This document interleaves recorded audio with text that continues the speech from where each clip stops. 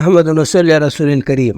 حضرت موسیٰ علیہ السلام کے دل میں خیال آیا کہ میں کسی اللہ کے نیک بندوں سے ملوں، تو اللہ تعالیٰ نے حکم دیا اپنے ساتھ بھونی ہوئی مچھلی لے لو اور 2 سمندر کے ملنے کی جگہ مجمع البحرین ایسی جگہ پر ان کی ملاقات ہوگی۔ آپ مچھلی فرائی کر لیے کہ راستے میں کھانے بھی کام آئے گی، اور نکل گئے۔ کافی دور جانے کے بعد جب آپ تھک گئے تو آرام کرنے کے لیے لیٹ گئے، اور اب آرام کر رہے تھے آپ کا خادم۔ انہوں نے سوچا کہ حضرت آرام فرماتے ہیں تو میں تب تک سمندر سے وضو کر کے 2 رکعت نفل پڑھ لوں۔ اس لیے سے وضو کیا، اور آ کر جیسے ہی نماز پڑھنے کے لیے ان کے بدن سے کچھ قطرے اس مچھلی پہ پڑ جاتے ہیں جو تلی ہوئی بھونی ہوئی فرائی کی ہوئی تھی ان کے پاس۔ پڑنے کے بعد وہ مچھلیاں زندہ ہو گئی اور سیدھے سمندر کی طرف چلی گئی، اور سمندر میں گزر رہی تھی اور یہ دیکھ رہے تھے اور سوچ رہے کیا ماجرا ہے۔ حضرت موسیٰ علیہ السلام بیدار ہوں گے تو ان کو بتایا جائے گا، لیکن جب آپ بیدار ہوئے تو ان کے دماغ سے بات نکل گئی، بھول گئے۔ پھر جب چلتے رہے کافی دور جانے کے بعد حضرت موسیٰ علیہ السلام نے کہا کہ لاؤ کچھ کھانے کے لیے، بھوک لگ رہی ہے۔ تب اس بندے کو یاد آیا کہ وہ مچھلی تو زندہ ہو کر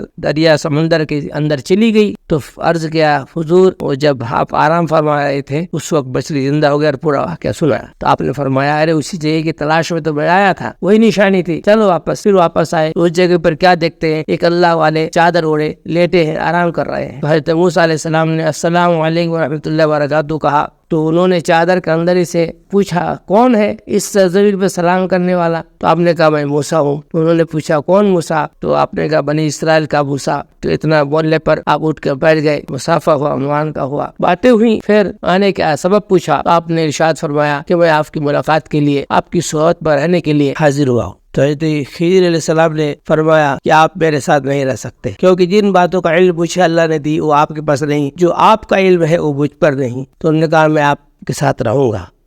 تو حضرت خضر علیہ السلام نے فرمایا کہ آپ اگر میرے ساتھ رہنا چاہتے ہیں تو میرے کسی سوال کو دیکھ کر، میرے کسی کام کو دیکھ کر آپ اعتراض نہیں کریں گے، خاموشی رہیں گے۔ آپ نے فرمایا ٹھیک ہے، آپ جیسا فرمائیں۔ اس کے بعد آپ چلتے رہے۔